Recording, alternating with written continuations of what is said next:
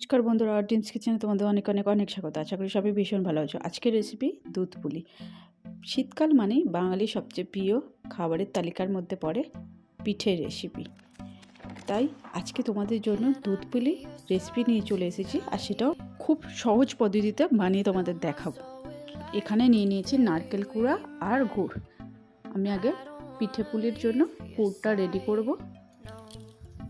কড়াইটা গরম হয়ে যাওয়ার পর আমি নারকেলটা দিয়ে দিয়েছি। অল্প একটু নারকেল কোড়াটা ভেজে নিতে হবে হালকা করে। তারপরে এর মধ্যে গুড় অ্যাড করব।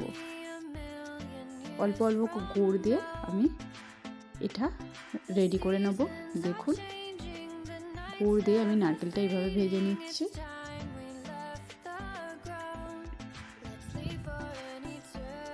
দেখুন আমাদের পুরটা রেডি হয়ে গেছে। এবার এটা নামিয়ে রেখে দেবো। এবার একটা কড়াইয়ের মধ্যে আমি জল গরম করে নেব।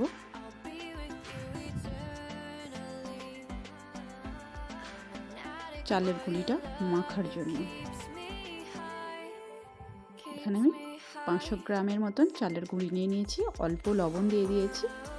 চালের গুঁড়ির মধ্যে ভালো করে মিক্স করে নেব। এবার গরম জলটা এর মধ্যে অ্যাড করব আর ভালো করে গরম অবস্থায় এইভাবে মেখে নেব। অবশ্যই গরম অবস্থায় তোমরা মাখবে, কারণ না হলে এটা ভালোভাবে মাখা হবে না, পিঠেগুলো শক্ত হবে। খুব ভালো করে এইভাবে মেখে একটা ড্রো তৈরি করে নেব। দেখুন একটা ড্রো বানিয়ে নিয়েছি।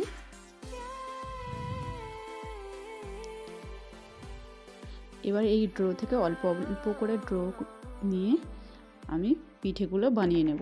দেখুন কিভাবে বানাচ্ছি। এইভাবে তোমরাও বানিয়ে নেবে।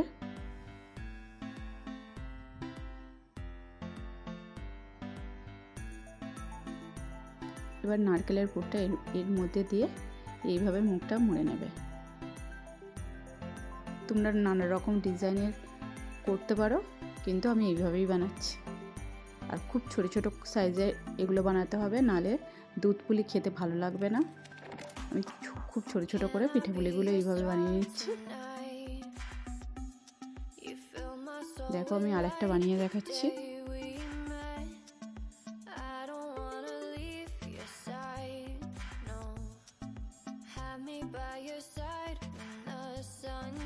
আমি এইভাবে বাকিগুলো তৈরি করে নেব।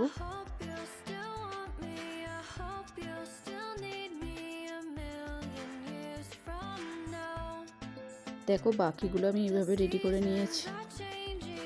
এবার একটা কড়াইয়ের মধ্যে আমি 1 লিটার দুধ নিয়েছি, তাতে দিয়ে দিলাম 4টে তেজপাতা আর ফাটিয়ে নেওয়া 4টে এলাচ।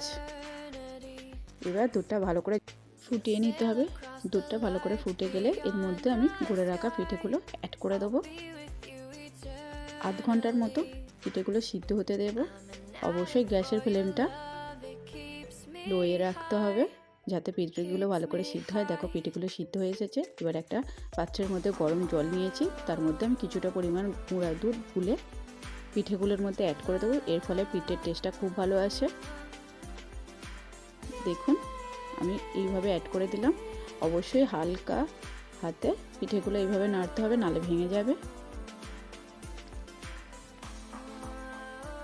পিঠেগুলো আমাদের সিদ্ধ হয়ে এসেছে। এই পর্যায়ে আমি গুড় অ্যাড করে দেবো। আপনারা যতটা পরিমাণ মিষ্টি খেতে চান সেই অনুযায়ী মিষ্টিটা অ্যাড করবেন।